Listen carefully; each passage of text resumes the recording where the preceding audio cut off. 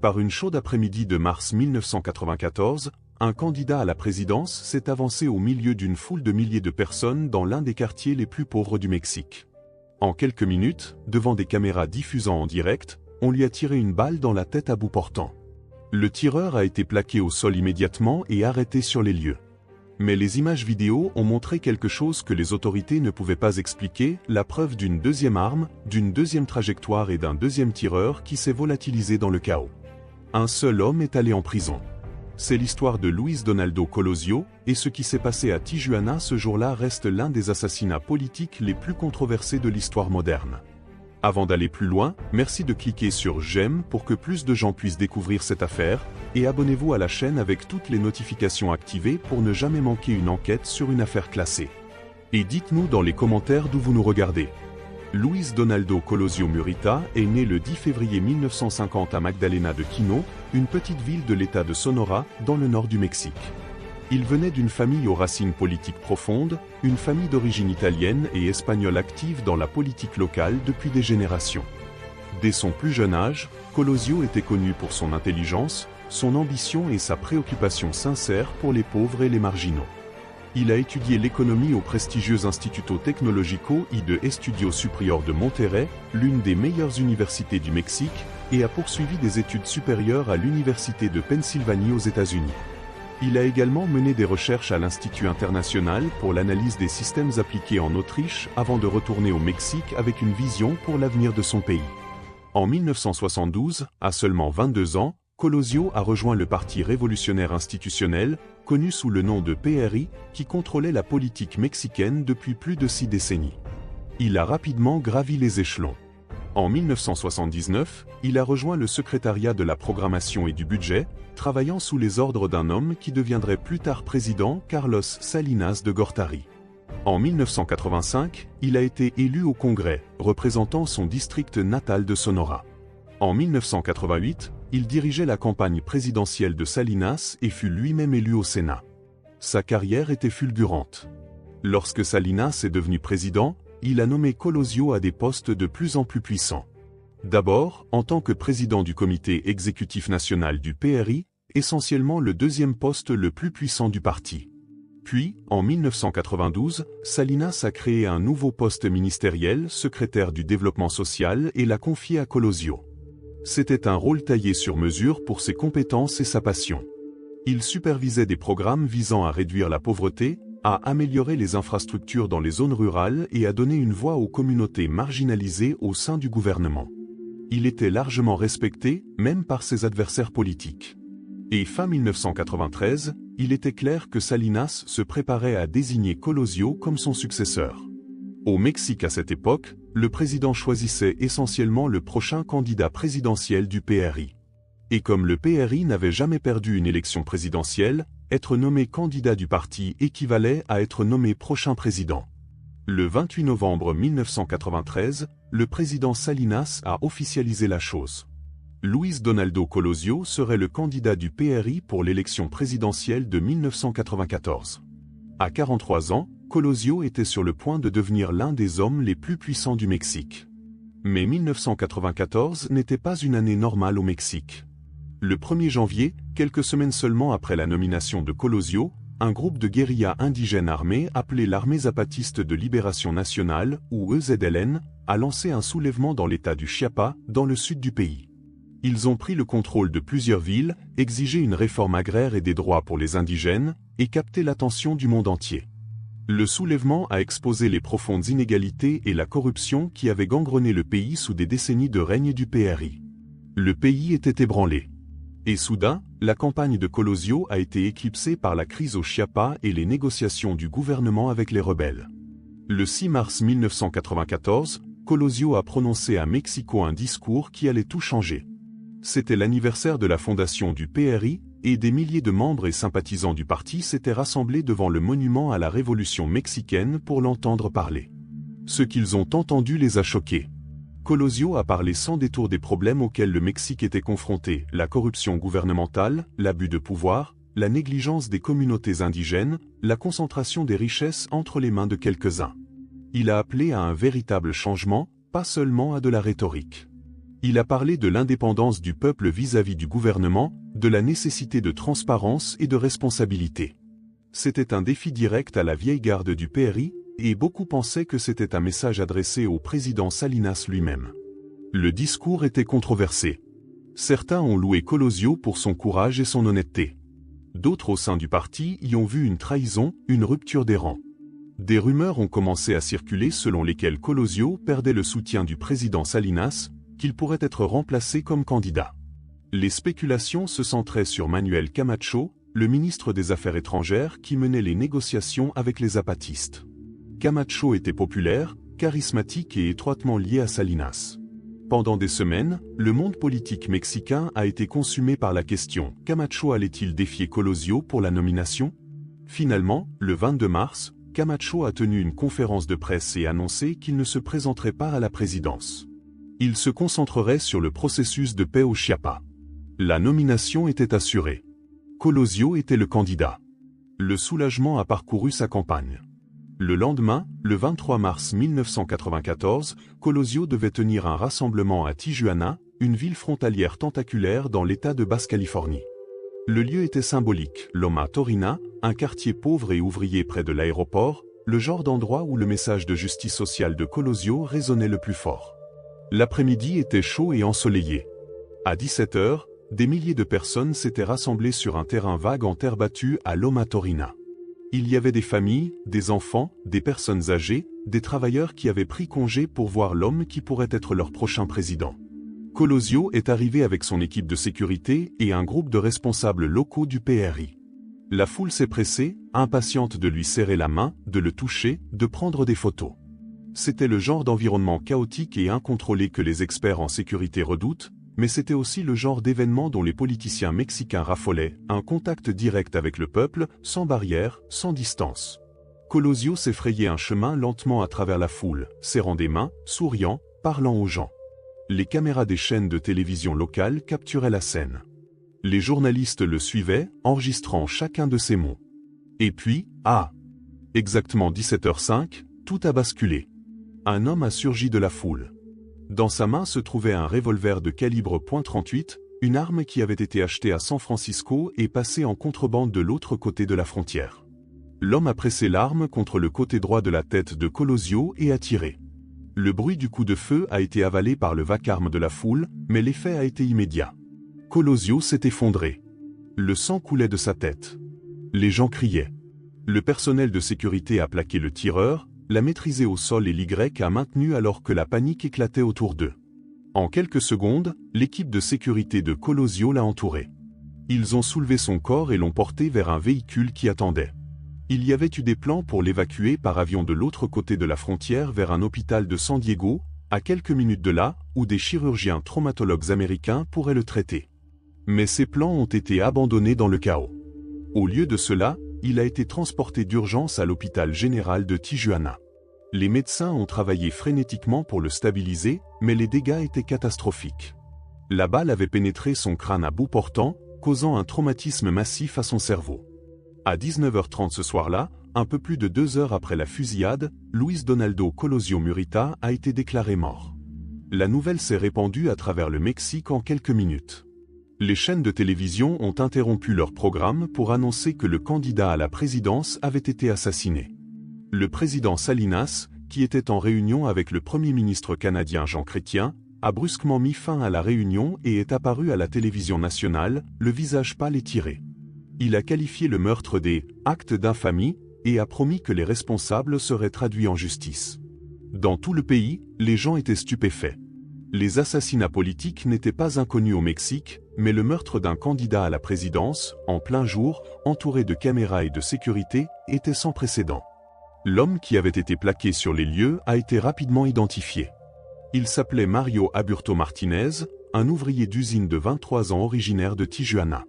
Il vivait avec sa mère, n'avait pas de casier judiciaire, et de la vie générale, n'était pas impliqué en politique. Lorsqu'il a été interrogé, il a avoué immédiatement.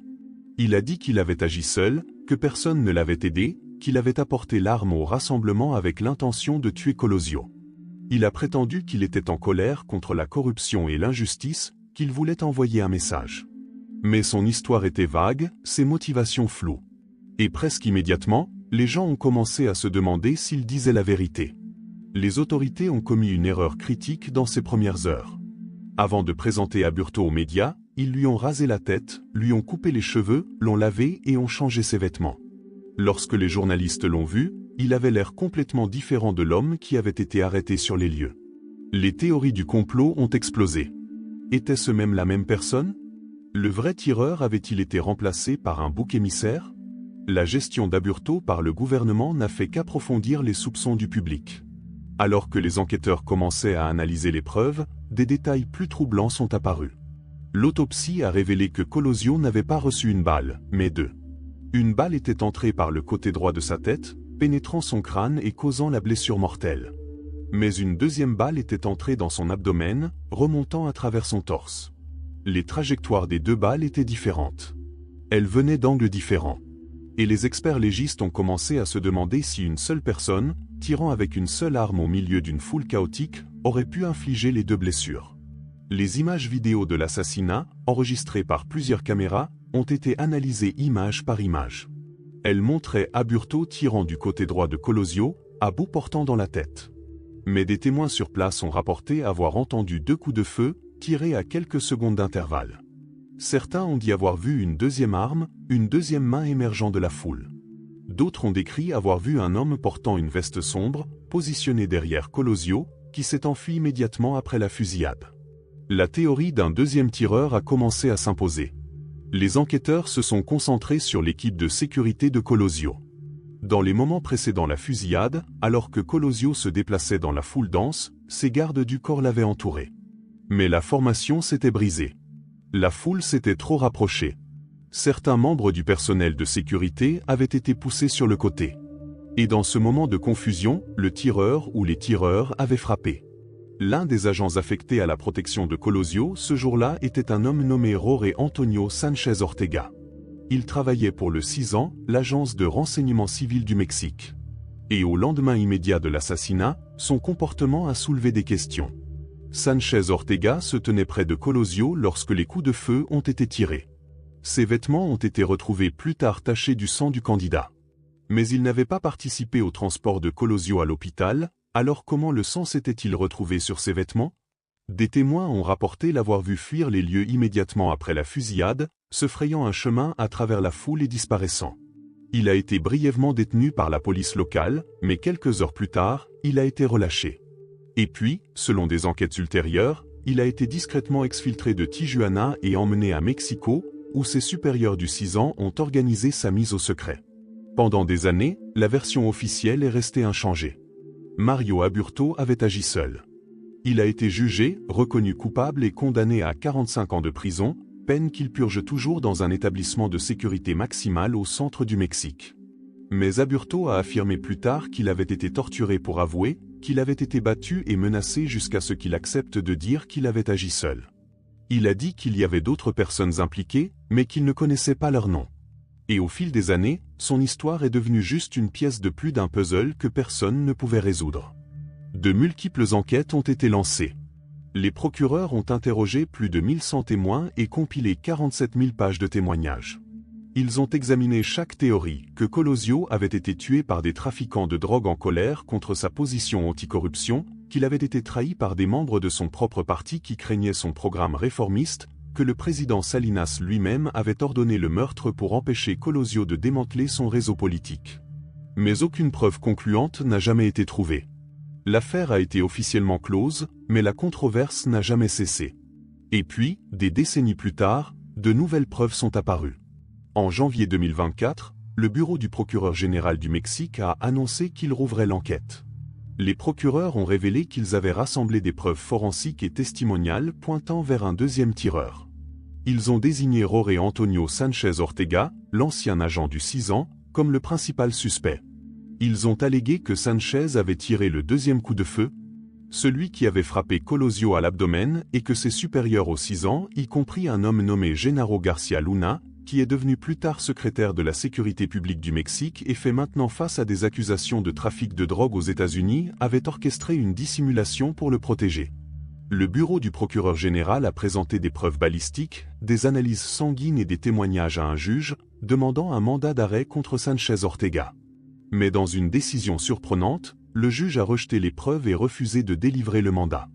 Le juge a fait valoir que les images vidéo de l'assassinat ne montraient qu'un seul tireur, Mario Aburto, et que l'accusation n'avait pas prouvé au-delà de tout doute raisonnable qu'un deuxième coup de feu avait été tiré par une arme différente. Le bureau du procureur général a accusé le juge d'entraver la justice et a annoncé son intention de faire appel. Puis, le 9 novembre 2025, les procureurs fédéraux de Tijuana ont arrêté Jorge Antonio Sánchez Ortega. Il a été placé en détention et transféré dans une prison de sécurité maximale au centre du Mexique en attente de son procès. Les charges retenues contre lui n'ont pas été entièrement divulguées, mais les autorités ont confirmé que l'arrestation est liée à l'assassinat de Colosio. Après plus de 3 décennies, l'affaire qui a choqué le Mexique et changé le cours de son histoire politique est rouverte. Mais même avec Sánchez Ortega en détention, des questions fondamentales restent sans réponse. S'il y avait un deuxième tireur, qui a commandité l'assassinat? Étaient-ce des trafiquants de drogue, comme certains l'ont théorisé? Étaient-ce des partisans de la ligne dure au sein du PRI qui craignaient le programme de réforme de Colosio? Était-ce le président Salinas, essayant de maintenir le contrôle sur le parti et le pays? Ou était-ce une conspiration impliquant plusieurs factions, chacune ayant ses propres raisons de vouloir la mort de Colosio?